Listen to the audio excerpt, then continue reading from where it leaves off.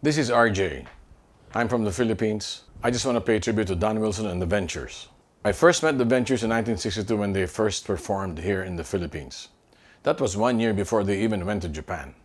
Don and Bob came over. They didn't have the drummer and they didn't have a bass player.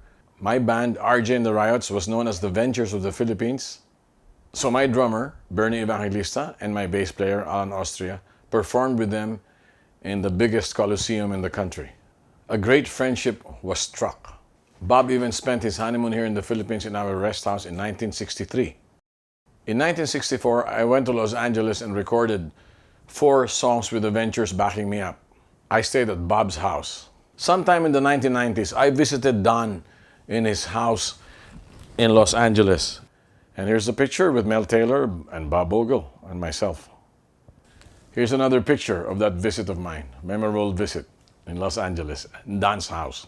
In 2010, I produced a concert for them at the Dusitani Hotel here in the Philippines. Okay, it is my great pleasure to invite somebody up on stage. I think you know who he is. However, I want you to know that I met him in 1962 when we came here to the Philippines and played the Araneta Coliseum. So we've known each other for quite some time, yeah. All right, and we'd like to get him up here to play a couple of Venture songs with us. Here he is, RJ.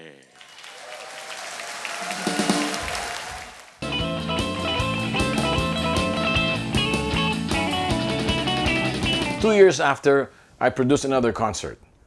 And I jammed with them in the concert. That was the thrill of my life.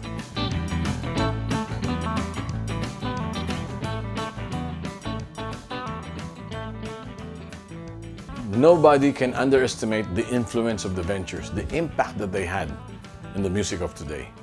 The Ventures then were the biggest album sellers next to the Beatles, selling over 100 million albums.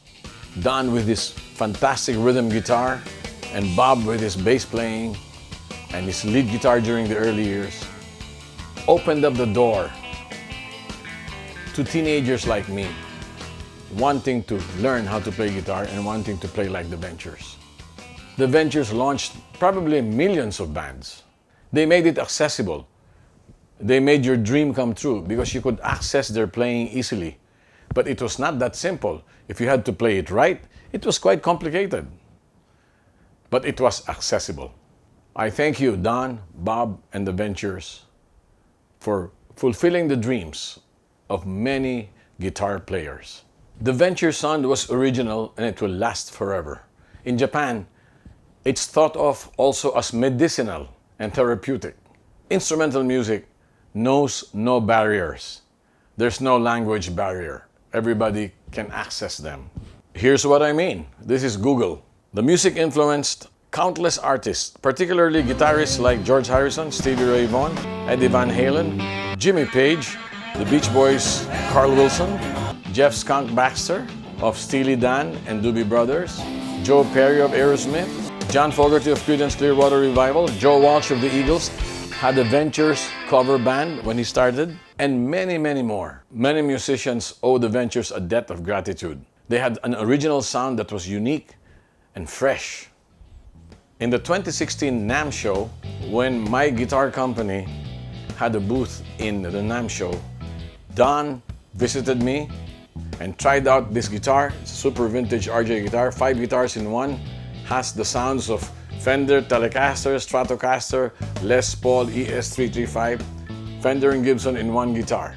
Don Wilson was the guest of honor of the NAMM show, and he jammed at the Marriott lobby next to the convention center. And he graciously invited me to jam with him. Jeff "Skunk" Baxter was also with us. Here's a short clip of that jam session. My friend from the Philippines. He's got a booth here. He's got a brand new guitar, beautiful guitar. I played it today. And he's very well known. I think probably the best guitar player in the Philippines.